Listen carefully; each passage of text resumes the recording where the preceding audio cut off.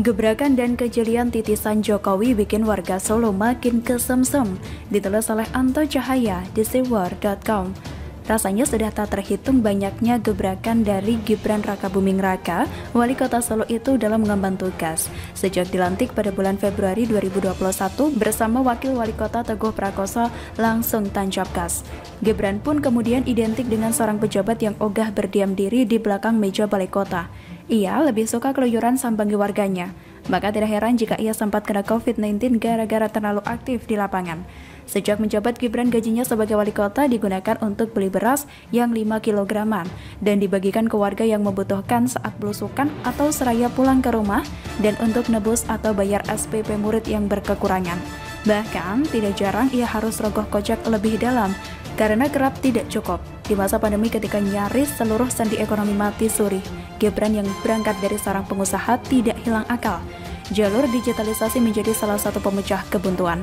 Selain terus mendorong vaksinasi di seluruh wilayah Solo Raya, dengan cara yang cukup unik dan sistem jemput bola, dan belakangan diikuti kepala daerah lain yaitu dengan meluncurkan mobil keliling keluar masuk kampung melayani vaksin. Kota Solo yang memiliki potensi wisata budaya yang tinggi juga mendorongnya untuk mulai digarap dengan sangat serius. Balai Kambang yang vakum mulai dibidik sebagai salah satu pusat hiburan rakyat agar datangkan PAD. Sedang kampung-kampung yang memiliki potensi pariwisata desa, jalan masuk yang rusak mulai dibenahi. Salah satu contoh kampung atau wilayah yang memiliki ciri khas sentra batik. Harapannya wisatawan dapat melihat bahkan mencoba secara langsung dalam membuat batik. Sudah barang tentu itu akan menjadi kenangan tersendiri. Bahkan sebelumnya mimpi Gibran yang ingin punya spot ikonik seperti halnya Malioboro Jogja mulai digarap. Kawasan Karasopuro dan kawasan Jalan Gatot Subroto bakal disulap menjadi Malioboro-nya Solo. Maka dengan demikian potensi wisata kota dengan berbagai macam kerajinan tangan khas Solo dan Nusantara bisa dijajakan pedagang ataupun warga. Tak ketinggalan kuliner Solo yang khas menjadi salah satu wisata kuliner yang menjanjikan dan dapat mengangkat perekonomian warganya. Sementara itu pasar-pasar tradisional yang berjumlah 44 pasar dipaksa oleh Gibran dikenalkan pembayaran non-tunai atau mulai masuk digitalisasi. Jadi, kita akan melihat para mbok pedagang di pasar yang pegang gadget dengan cekatan dan lihai cek saldo di akun mereka masing-masing tanpa ribet cari kembalian. Gibran termasuk pemimpin yang jeli dari sektor olahraga, terutama sepak bola. Ia terlihat sangat concern. Stadion Manahan yang bertaraf internasional benar-benar dimanfaatkan. Melalui Persis Solo, ia naikkan level dirinya ke pentas nasional. Ia bersama dengan Kaisang adiknya sebagai pemilik klub membesarkan Persis. Terbukti sejak bergulirnya Liga 2 Persis sampai saat ini belum terkalah dan pemuncak klasemen di grup C bersama 4 klub lainnya, di antaranya milik Atta Halilintar PS Pati. Tak banyak kepala daerah yang jeli melihat peluang dari sektor sepak bola tersebut. Kebanyakan cuek bebek dan abai sibuk lenggangkan kekuasaan dengan cara merangkul ormas-ormas lokal yang tidak bermutu dan tak membawa manfaat pada masyarakat sekitar dan Indonesia secara umum. Gibran begitu cerdas, ke depan manusia tak lagi dapat dipengaruhi oleh bilangan kelompok saja yang kerap jadi benalu tapi juga melihat figur. Apa yang sudah dipersembahkan sang figur tersebut untuk kemaslahatan umat.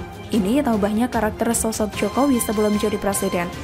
Sementara itu, Gibran juga memanfaatkan corok UMKM di Solo untuk menaikkan level mereka ke ranah global dengan cara membangun kampus UMKM dan bekerja sama dengan marketplace dan juga bangun kantor e-commerce. Dari sektor ini banyak timbulkan multi efek yang keren. UMKM di kota Solo dan sekitarnya tumbuh percaya diri karena dibantu pemasarannya. Dengan demikian ekonomi pun terangkat. Para UMKM sudah tak pusing secara sistem karena Pemkot Solo sudah urusi semuanya. Para UMKM tinggal fokus perbaiki kualitas barang agar dapat bersaing di dunia internasional. Selain dapat membantu 10.000 UMKM di kota Solo, ternyata kehadiran kampus dan juga e-commerce tersebut juga mampu serap tenaga kerja baru hingga 2.000 orang. Kejelian Gibran Rakabuming juga sasar yang sedang marak jadi pemberitaan nasional yang juga menimpa warganya, yaitu terkait dengan korban pinjol ilegal. Gibran dengan sigap mencantumkan nomor yang dapat dihubungi oleh warganya untuk dibantu. Gibran bekerja sama dengan pihak kepolisian. Gebrakan-gebrakan yang sederhana itu membuat warga Solo makin kesemsem dibuatnya, seolah pemerintah benar-benar hadir di tengah mereka. Bahkan, tidak hanya sampai di sana, Gibran rupanya benar-benar memanfaatkan isu nasional menjadi cara dia ada untuk warganya. Soal harga PCR pun Soal harga PCR pun warganya diminta melapor jika ada yang dikenakan tarif tidak sesuai dengan ketentuan.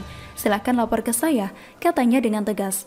Jadi rasanya tak berlebihan jika kemudian pikiran kita kemudian melayang pada sosok Agus Putra SBY yang ngebut banget jadi presiden. So, apa yang ada di benak Anda? Demikian, salam. Akibat janji terlalu manis, Anies dilaporkan warga Petamburan ke Ombudsman, ditulis oleh Sardi di siwar.com. Anies baru-baru ini dilaporkan ke Ombudsman Perwakilan Jakarta Raya. Dia diadukan oleh warga rumah susun Petamburan, Jakarta Pusat. Kalau ingat Petamburan, pasti ingat dengan kelompok sok suci yang sekarang entah gimana nasibnya setelah imam besarnya masuk sel penjara. Tapi, kita kesampingkan itu. Karena mereka bisa dikatakan sudah tamat, tak ada lagi perlawanan dari mereka meskipun hanya bisa merepet sesekali. Warga Rusun Petamburan kesal karena janji Anies Baswedan membayar ganti rugi sebesar 4 miliar tak kunjung ditepati. Pengacara publik LBH Charlie Al-Bajili membenarkan kabar tersebut. Dia mengatakan janji ganti rugi diutarakan oleh Anies pada 15 Januari 2019 lalu, tapi janji tersebut tidak pernah terrealisasi hingga sekarang. Dalam pengaduan tersebut, warga diterima langsung oleh Ketua Ombudsman RI Perwakilan Jakarta Raya Teguh B. Nugroho, kata Charlie kepada wartawan. Charlie melanjutkan, perkara ini bermula pada tahun 1997 saat Pemprov DKI Jakarta menggusur 473 KK warga RW 9 Kelurahan Petamburan, Kecamatan Tanah Abang, Jakarta Pusat. Menurutnya, Pemprov DKI melanggar hukum karena melakukan pembebasan tanah sepihak dan juga relokasi yang tertunda hingga 5 tahun karena molornya pembangunan rusunami. Warga kemudian menggugat Pemprov DKI yang kemudian dikabulkan melalui putusan Pengadilan Negeri Jakarta Pusat nomor 107/P-G-2003 Pengadilan Negeri Jakarta Pusat tanggal 10 Desember 2003. Putusan tersebut dikuatkan melalui putusan Pengadilan Tinggi DKI Jakarta nomor 377/PDT-2004/PT DKI tanggal 23 Desember 2004 dan putusan Mahkamah Agung Republik Indonesia nomor 2409/KPDT-2005 tanggal 26 Juni 2006, kata Charlie. Dengan dikabulkannya putusan tersebut, warga meminta haknya kepada Pemprov DKI Jakarta. Tapi kenyataannya sulit karena tidak ada ikhtikar dari Pemprov DKI Jakarta.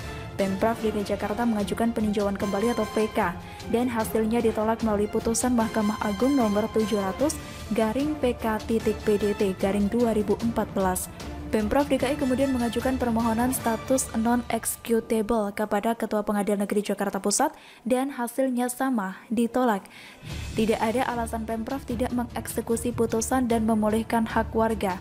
Apa yang dilakukan Pemprov DKI adalah malah administrasi dan melanggar hak warga mendapatkan pemulihan atas pelanggaran jaminan tempat tinggal yang layak yang telah dialami, kata Charlie. Masalah ini sudah berlangsung sangat lama, sejak tahun 1997, saya pun tak tahu siapa gubernur saat itu. Sebenarnya ini bukan sepenuhnya full tanggung jawab Anies, akan tetapi ini jadi masalah ketika Anies, kata mereka, menjanjikan uang ganti rugi sebesar 4 miliar rupiah. Masalah muncul ketika ada orang yang memberi harapan tinggi dan yang diberi harapan pun berharap setinggi-tingginya. Di satu sisi, masalah ini sudah menahun sehingga bisa dikatakan agak sulit penyelesaiannya. Di sisi lain, warga pun terlalu banyak berharap kepada Anies, double sangsaranya ketika mereka termakan mentah-mentah permen manis atau janji yang dijual oleh Anies. Sudah tahu Anies itu mulutnya mudah mengembari janji, tapi dipikir apakah bisa menepati atau tidak, warga aja yang mau percaya begitu saja. Kalau apa yang warga keluhkan ini benar, maka Anies semakin mengukuhkan diri sebagai gubernur yang terlalu banyak mengombari janji muluk. Kalau tidak mau disebut pembohong, ada kesan kuat dia berani membuat janji segila apapun demi mencapai ambisinya. Kalau dihitung satu persatu, entah sudah berapa banyak warga yang menjadi korban janji manis Anies. Hitungan kasar untuk program rumah DP 0 rupiah saja, pasti banyak tuh yang tertipu.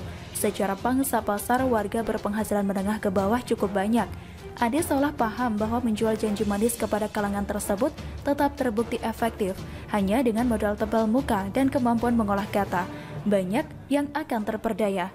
Memang sudah tepat kalau warga melaporkan Anies karena bukan sekali ini saja Anies menjual janji semurah obral besar-besaran.